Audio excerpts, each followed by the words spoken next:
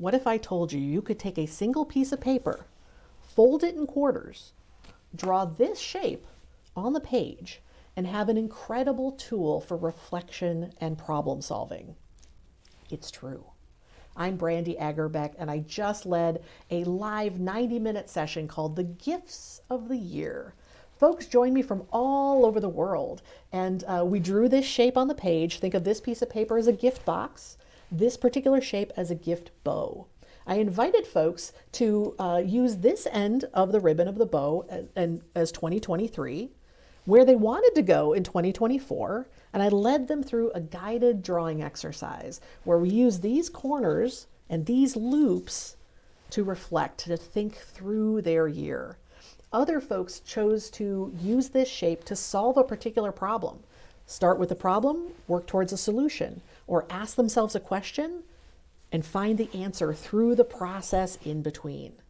Now, we think of this as a gift bow in this particular session, but this is a model I call the Clarity Clover, or the Clover model. And it is a brilliant tool to do so many things. Now, what you're about to see is an excerpt from this 90-minute session. And sadly, Zoom recorded at a very small dimension. I did the best I can. It's a bit fuzzy. It still works. Thankfully, there wasn't any super tiny details. You absolutely can enjoy these first 20 minutes, even if they're a little fuzzier than this particular person would like. Now, the reason I'm only sharing those first 20 minutes is I know right now you might be watching where there's a lot of noise, there's a lot of distraction. You might have pop-up notifications. You might be kind of half listening right now. To make the most of this model, the gift, this guided exercise, I call my guided exercises life shapers. This particular shape called the gift, again, using this particular model called the Clover model.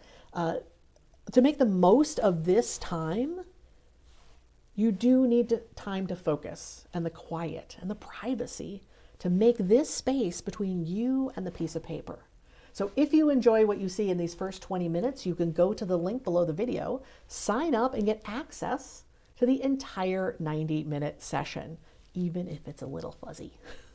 It's still absolutely useful. All you'll need is a piece of paper, a couple pens. I'll explain that at the end of the video. I hope you enjoy these 20 minutes, and I hope to see you inside the gift. Welcome, welcome, welcome. I called this session The Gifts of the Year. And we are just in the last weeks of 2023. I'm going to share a process that you could use any time of the year, and it certainly doesn't need to be about the year itself. And I'm super excited because today I'm going to be sharing with you a model that we tentatively call the Clover model, or the Clarity Clover. You will see that soon. How many folks already have experienced the Clover? Excellent. Yay. Awesome. I know there's much love for the Clover model. And happily, we have people from all over the planet joining in, which just absolutely thrills me. So wonderful to see your locations in the chat. Very quick introduction. This is going to be very much about your process, not about me, but just a little orientation.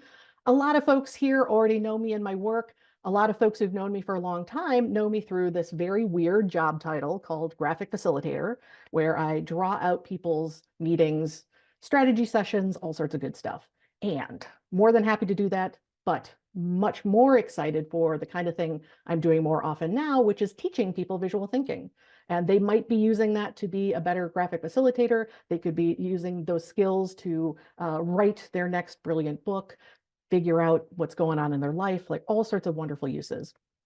And today, this is over my shoulder. The first time we had our big virtual event called Envision in the fall. And the best thing is I get to be here alone in my Chicago studio, reaching you, which is the best thing ever. As far as personal life, this is my husband and I looking ultra fancy. We never look that fancy. Rarely look that fancy. This is usually how I roll over here in Chicago, just trying to keep it together and figure stuff out. And if I was independently wealthy, could do whatever I wanted to do in the world, I would pretty much just spend my life being cat furniture. So those are our two house panthers here in Chicago. So that's the tiniest bit about me. And these are my intentions today in this session. First is I'm more than happy that I have a mountain full of experience with visualizing information, and certainly visualizing information for groups of people. That's great. That's fine. Fantastic. And I absolutely love teaching this specific expertise, building your visual thinking skills. Today is not about skill building. Today is about relief.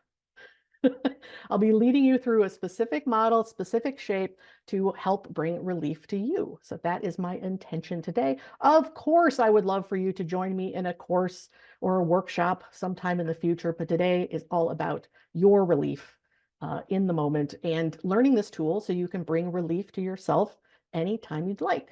Does that sound like a good plan? Who could use some relief? Anyone? Yep, excellent. More enthusiastic movement. I love Kata's cheering there. Excellent. Fantastic. So today we're going to use paper and pen. So make sure you've got paper and pen nearby. It is useful if you have letter size. I'm working with letter size pieces of paper. I do recommend physical pieces of paper. That is definitely my preference versus using digital tools today. That'll make more sense in a moment. And very simply, what we're doing is we're using paper and pen, and we are getting what is abstract and intangible out onto that piece of paper. So we're taking what is abstract, what is intangible, our thoughts, our feelings, our ideas, all this good stuff that is we're holding inside, and we're getting it out onto that new surface, making it tangible and making it concrete. And when we do that, now we've got that stuff out. Hopefully, the very first thing you will feel is that sense of relief. If you were feeling overwhelmed, you feel less overwhelmed.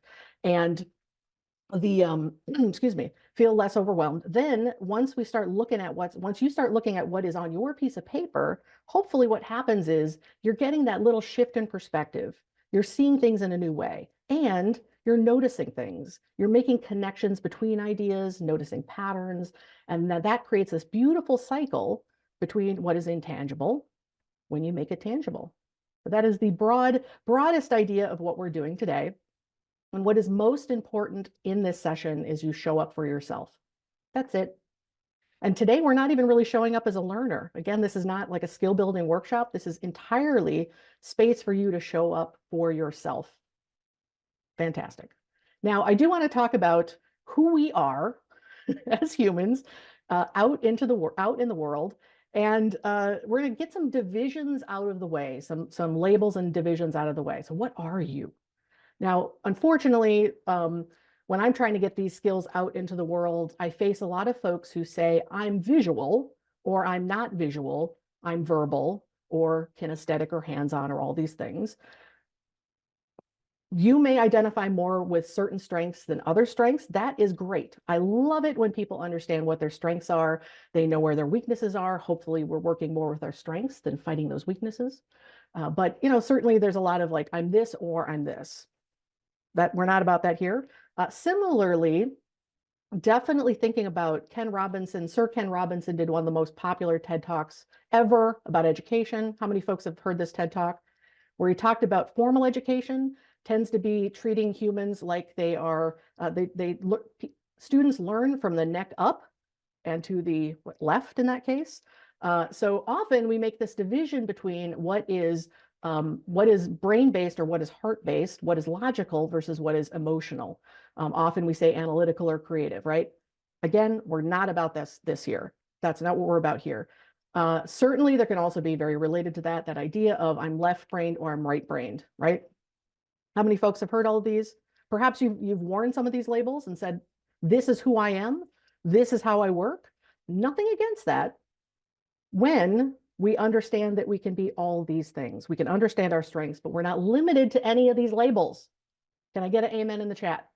Anyone is resonating with that idea. So here we're showing up as whole human beings. That's why I'm thrilled you are here. That's why I'm so happy to share this model today. And I love that. Thank you for the amen. Appreciate it. Yes, yes, yes. Excellent. Love seeing the amens. So here we're going to show up as that whole human being. The first thing is, yes, I do teach a skill set that is imperfectly and incompletely labeled visual thinking. Yeah, we're definitely going to be in our brains, in our heads. One thing I love about this particular set of skills, the kind of thing we're doing, you're experiencing today, is that sense of sometimes we feel like we're spinning, we're caught in a loop. I don't know how many, I think it's interesting how, now we doom scroll, we make a physical loop outside of our bodies, but it pretty much represents what so many of us do when we're trying to hold on to so many ideas, carry them around, right? I love that this is a tool to break that cycle, break that pattern, pull us out of all the stuff we're holding on to and trying to make sense of. Certainly, I love it when visual thinking helps calm us, just kind of lowers the frequency. I absolutely hope by the end of this session, you are feeling just calmer, more centered, more grounded. And personally, my super duper duper duper happy place is when we are truly creating that sense of flow. There is that sense of concentration, challenge. We're using our skills and we're feeling challenged. And that really wonderful space where we lose track of time. We discover things we never knew we could discover because we sat down and used that surface, that new surface, that piece of paper to get our stuff out. Now we move down. Oh, in this case, here's what's going to happen. You're going to come into this. You're going to look at a particular issue or challenge, or you can use this as that reflection over the course of this year. And what's going to be coming up is thoughts and feelings and beliefs, and all of that is information. Just look at all those things that are rolling around in your head, that you're getting out on that piece of paper as information. Next, we're going to move down into the heart, which we use as that representation of when we're happy, when we're sad, all of those emotions. So you might notice, you might go into today thinking, I'm going to think this through, I'm going to figure this thing out, and then those pesky feelings show up. And if they do, don't push them away. They are information, just more information. You may notice like, oh, I'm feeling like unexpectedly sad around this. Or, wow, this is really like, I'm really excited about this particular part of what I'm doing in this session. So again, it's information. Now, this next part, this is our gut, our intuition. I think it's amazing that I wrote my second book, The Idea Shapers. I wrote over 400 pages and I never mentioned intuition explicitly because it was the nose on my face. But here with these tools, we get to check in with ourselves, notice, what does our gut say? What does our intuition say? One of the absolute most amazing gifts we all have. We always have it. It's just a matter of not letting our brain try to override that intuition or that self-doubt get into the way of what we truly know. So again, happily, all that intuition, those gut feelings, more information, right? And finally, from the top of our head to the tips of our toes, why I always recommend physical materials over digital tools is that these kind of tools are fantastic because they're hands-on, because they're physical, and we are showing up as three-dimensional human beings in three-dimensional space with physical tools.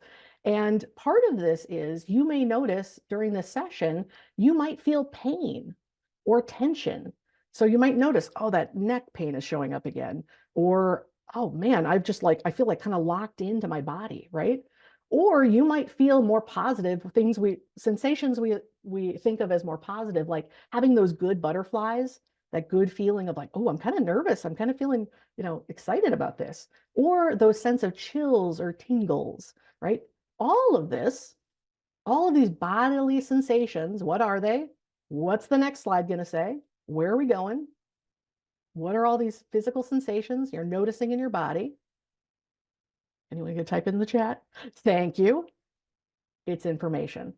So as we work through this model, just let all of these different types of information come to you.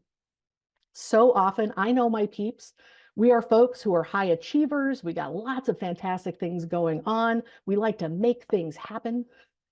And we tend to be folks who are very hard on ourselves, right? So you're like noticing something come up and you're like, I don't want that pain or I don't want that emotion. It's information. So again, just welcome all those different types of information as you work through as we work through this model today. And certainly I hope you'll take these principles, these ideas out into the wider world after we finish today. How does that sound? Does that sound like you're ready to show up as a whole human being? Excellent, Sam. I love the Zoom applause. This is a fun fact. Some people are here already know this. Years ago, I had a pet hedgehog, and my pet hedgehog competed in Hedgehog Olympics. And because hedgehogs are animals that don't like loud noises, when you are cheering on hedgehogs, you do the same thing. And I know this is applause for deaf folks hearing impaired. It's also a great way to cheer on hedgehogs. So that's your new fun fact you can take to your holiday cocktail party. Excellent. All right. So today, what's fantastic, you're going to show up as exactly who knew. Now you know. Little did you know today when you registered, you're going to find out. I'm glad you love hedgehogs too there in the chat. So here today, you're going to show up as a whole human being, the whole human being that you are. And today you have the beautiful opportunity to be logical and creative and emotional and intuitive and kinesthetic, hands-on. And here you are going to meet yourself exactly where you are right now today. Good, bad, or ugly, feeling very put together or feeling like a total mess, whatever you're feeling, you are in exactly the right place. And now we have all these new types of information we're going to be looking out for. So, oh, thanks. Brandy would make a great phone a friend. Oh, nice. Prepared for Who Wants to Be a Millionaire now. Yes, the quiz, when you have the quiz about, or Jeopardy asks, this is how you applaud hedgehogs in competitive events. And the answer is, at Jeopardy format, what is jazz hands? Fantastic. All right. Now you might be thinking, I love this. This is all fantastic. But that piece of paper is scary. What the heck am I supposed to do with that blank sheet of paper you told me to grab, right?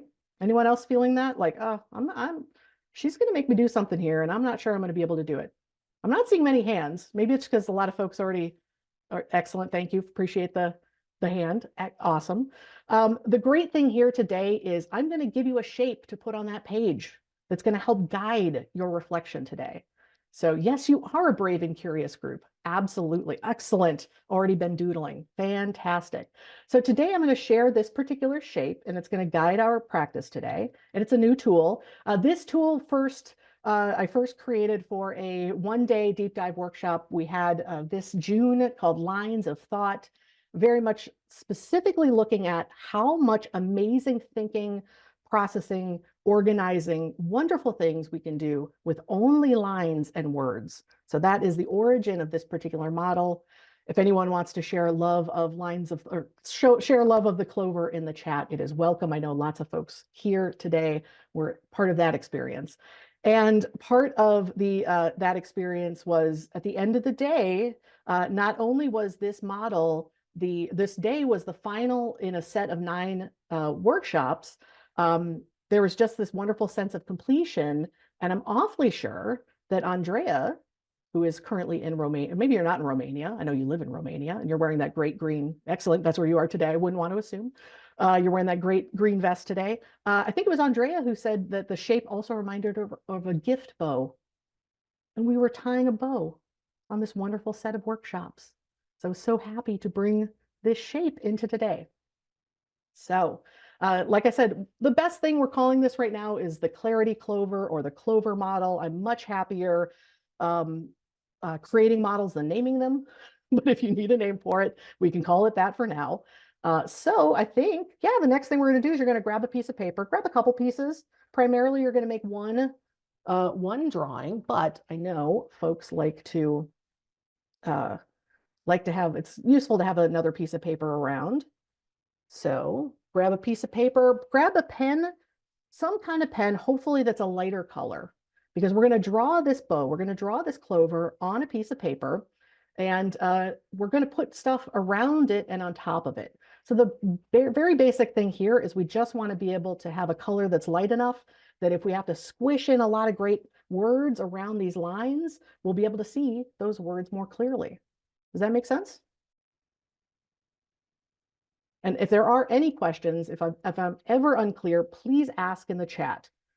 I know that I eat, sleep, and breathe this stuff, and I'm happy to, but never let my being unclear. Always feel free to ask. And I do know I also have to recognize, bless everyone who is English isn't your first language. I do recognize I talk really fast, so my apologies. But hopefully there's something communicated in the gesture and the enthusiasm that helps make up for the absolute speed of what I'm saying. Now we're going to take that piece of paper, and I'm going to grab a piece of paper, and let's go. There we go. Now we got a piece of paper. Let's see if I'm going to go up here.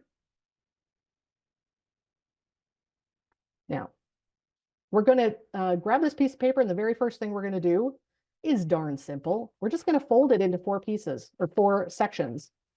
So simply going to, first thing we're going to do is fold it in half one direction, fold it in half again. I'm glad you caught love the holiday nails. I thought, got to go for the glittery gold today. I like being matchy. So first thing we're going to do very simply, this is the very, very simple part. The next thing's going to be a little trickier, but it's okay. We're going to do it. It's going to be fantastic. So now all we did was we split this piece of paper into 4 sections. I'm just going to move these little pieces of paper over here. So very simply, we now have a piece of paper that's divided into 4 areas. And now we're going to go even further in making more areas on the piece of paper by drawing a shape. And I just recognized my phone might be noisy, and it's not going to be noisy. Great.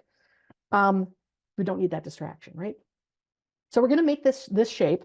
And now I am going to draw it. I'm going to draw it fast. Then I'm going to slow it down. Then I'm going to show you the way to draw it. that is absolutely foolproof. But when I created this model for our June workshop, I just kind of made a shape on a piece of paper. And at that point, all I knew was it felt good. That was it.